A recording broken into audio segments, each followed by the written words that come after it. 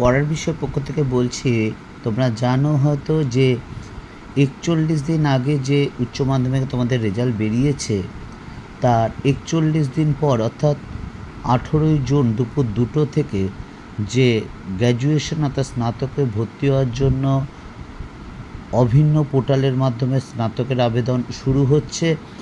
এতে ৪৬০টি সরকারি ও পোষিত কলেজ ও ১৭টি বিশ্ববিদ্যালয় প্রায় ৯ লক্ষ আসনে শিক্ষার্থীরা গ্র্যাজুয়েশনের জন্য ভর্তি হবে এবং একজন পড়ুয়া সর্বাধিক ২৫টি কলেজ ও কোর্সে ভর্তির জন্য আবেদন করতে পারবে। এবং তোমরা এখানে দেখতেই পাচ্ছ প্রথম দফার ভর্তির নির্ঘণ্ট আমরা তোমাদের সামনে তুলে ধরেছি, যেটা বিশ্ববিদ্যালয় বা ইউজিসি কর্তৃপক্ষ থেকে জানানো হয়েছে যে ১৭ই জুন দুপুর ২টোর সময় শিক্ষামন্ত্রী পোর্টালের মাধ্যমে উদ্বোধন করবে। ১৮ই জুন দুপুর ২টো থেকে ১ই জুলাই পয়লা জুলাই পোর্টালে রেজিস্ট্রেশন ও আবেদন করা যাবে। ৩রা জুলাই কলেজে বিষয়ভিত্তিক মেধা তালিকা প্রকাশ ও সিট বরাদ্দ।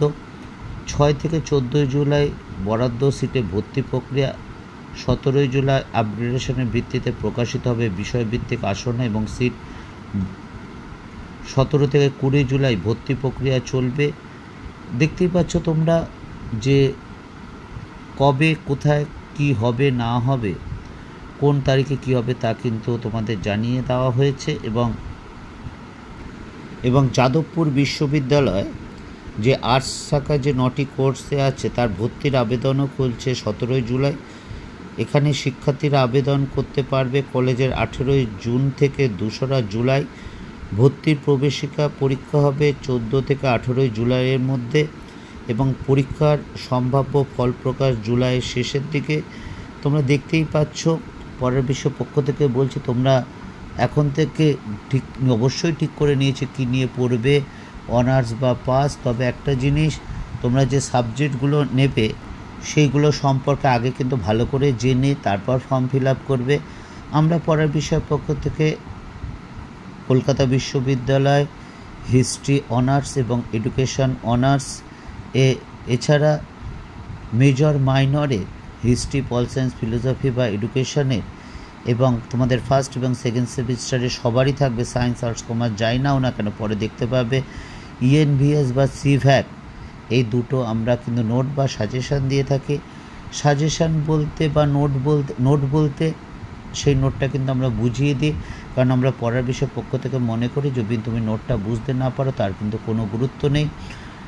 কাজেই আমরা কিন্তু নোটটাও বুঝিয়ে দিয়ে থাকি যাতে তোমাদের সুবিধা হয়। এছাড়া আমরা দেখেছো যে সাজেশান করেছি, অনেকেই আমাদের সাজেশান ফলো করেছো, আমাকে ফোনও করেছিলে এবং দেখেছো কী পরিমাণ কমন এসেছিলো ক্লাস 12-এ হিস্ট্রি, পল সায়েন্স, ফিলোসফি বা এডুকেশনে। এই 4টে সাবজেক্টে আমরা করে থাকি। এছাড়া কলেজে আবার বলছি কলকাতা বিশ্ববিদ্যালয় হিস্ট্রি এবং এডুকেশন অনার্স এবং history, pol science, philosophy, education major minor এবং ফার্স্ট এবং সেকেন্ড সেমিস্টারে যে ইএনভিএস বা সিভ্যাক আছে আমরা যে সাজেশান দিয়েছি সেটা কি পরিমাণে কমন এসেছে সেটা অবশ্যই দেখে যদি মনে হয় যে বিশ্বাসযোগ্য বা তাহলে এই চ্যানেলটি লাইক করো বা সাবস্ক্রাইব করে বেল আইকন টিপে দেখো, কারণ আমরা কিন্তু অনবরত তোমাদের জন্য ফার্স্ট সেমিস্টারে যে বিভিন্ন নোট হবে যেগুলো আমার বিষয়ভিত্তিক তার কিন্তু নোট বা সাজেশান দিয়ে যাব। কাজেই যদি ভালো লাগে অবশ্যই চ্যানেলটি লাইক করো বা সাবস্ক্রাইব করো, বেল আইকন টিপে রেখো, ভালো করে ফর্ম ফিল আপ করো, সাবজেক্টগুলো বুঝে নিও। যদি কোনো বুঝতে অসুবিধা হয় আমাদের পড়া বিষয় পক্ষ থেকে জানিও, কারণ আমার পড়া বিষয় চ্যানেলটা আমি পরিচালনা করলেও আমার মতো আরও 14 জন শিক্ষক শিক্ষিকা আছেন যারা বিভিন্ন স্কুল কলেজের সাথে যুক্ত। আমার ব্যক্তিগত 24 বছর শিক্ষকতার সাথে যুক্ত। যিনি কেরিয়ার কাউন্সিলর আছেন একজন, যিনি অভিজ্ঞতা তার প্রায় 28 বছরের অভিজ্ঞতা সম্পন্ন। কাজে তোমরা কি পড়লে বা কোন সাবজেক্টের সাথে কি সাবজেক্ট নিলে ভালো হয় এই বিষয়ে যদি কোনো জানার থাকে আমাদের জানাতে পারো, আমরা অবশ্যই সাহায্য করব, চেষ্টা করব। দেখো, আশা করি তোমার সমস্যার সমাধান করতে পারবো। পড়ার বিষয় পক্ষ থেকে এতটুকুই। অগ্রিম শুভেচ্ছা রইল সকলে। ভালো করে ভর্তি হয়ে ভালো করে পড়াশোনা করো, জীবনে সফলতা অবশ্যই আসবে।